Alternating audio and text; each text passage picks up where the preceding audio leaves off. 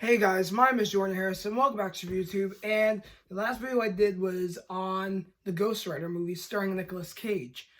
Now I'm doing a movie that most of you may recognize from the Marvel Comics as the first Marvel family, featuring four different heroes who have different power levels with their special abilities. And those characters are Reed Richards, known as Mr. Fantastic, Susan Storm as Invisible Woman, Johnny Storm as the Human Torch, and Ben Grimm as the Thing. Together, they are known as the Fantastic Four. But for the Fantastic Four movies, they were not so fantastic. The first one was okay. I mean, they were just explaining about their abilities and how they're pretty much freaks to society because they don't know what it's like being a superhuman.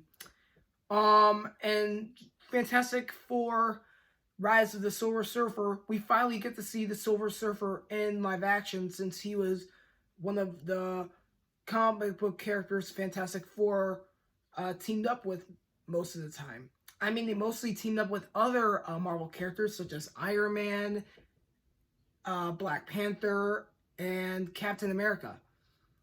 But for people like the Silver Surfer, for their adventures in space, it makes a lot more sense. Then we had the Fantastic Four movie that came out in 2015, starring Michael B. Jordan, and that version was pretty bad. It was not so fantastic. But for the first one, I have to give a little credit for their big Marvel setup. But there was a really low budget film that came out in 1994, which was the same as the 1990 Captain America film.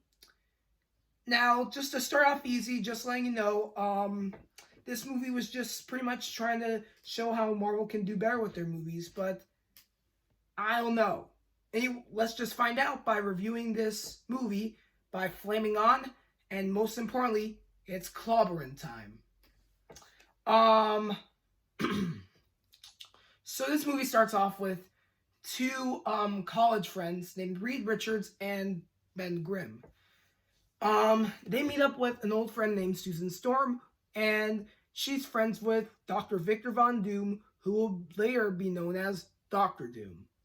Now Johnny Storm comes along and they get into a freak accident where a cosmic energy source hits on the four people, and each of those characters had different powers.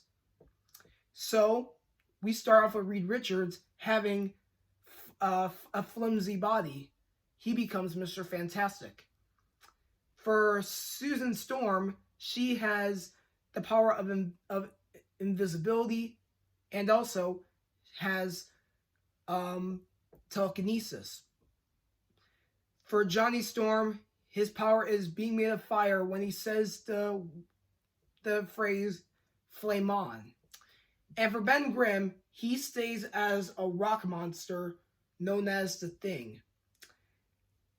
And yeah, each character has mostly a different way of expressing their feelings when they're dealing with this complicated effect as a super being.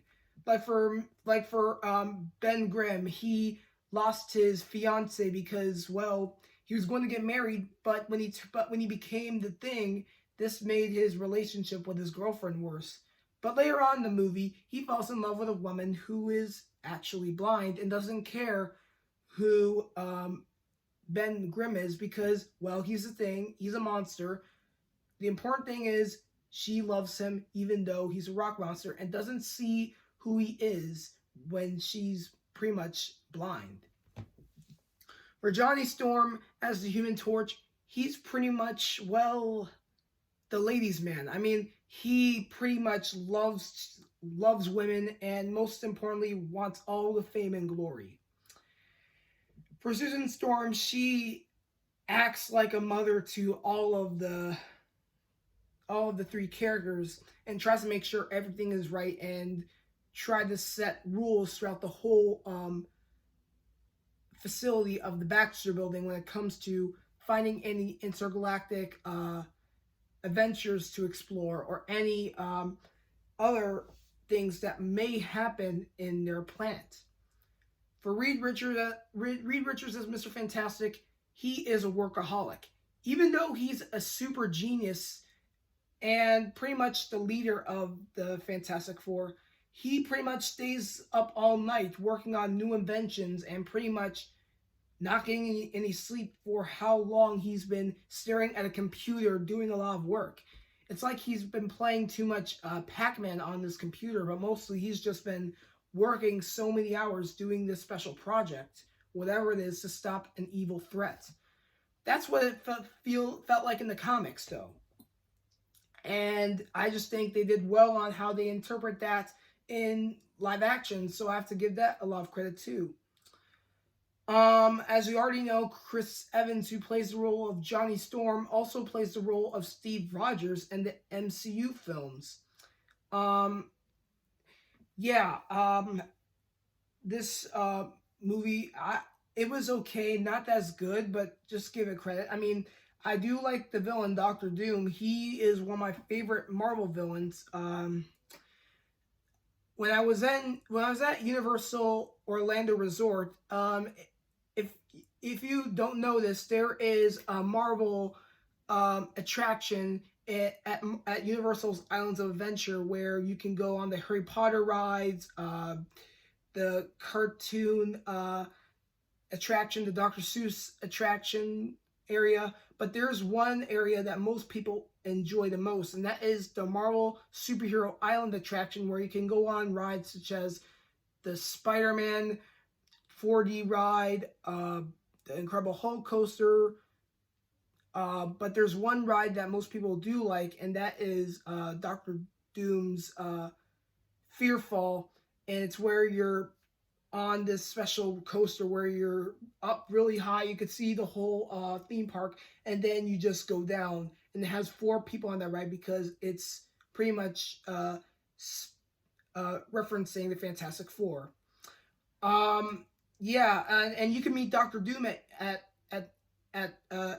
Islands of Adventure when you have the time. Most people don't go to theme parks right now since we're in COVID, but I'm sure most of you guys will have a good time at Universal whenever the time is right, when the coronavirus is gone. But anyway, back to the movie. The way it ended was pretty subtle, and we finally get to see our new heroes because, well, we have lots of other famous Marvel characters that will have their own movies in the future, which they already do, like Shang-Chi, pretty much a lot other characters who are going to be featured in the MCU. But anyway, this is my review of the Fantastic Four, which came out in 2005. It was okay, not my cup of tea, but still, I just have to give it credit for how they were based this movie version from the comics. Thank you guys for watching my video. As always, please give me that thumbs up, subscribe to my channel, go on the notification bar if you do not want to miss a video I post, and most importantly, watch this on Disney+. Because as you already know, Disney has the rights to 20th Century Fox, which is now called 20th Century Studios. Anyway, thank you guys for watching. Take care, and I'll see you guys next time.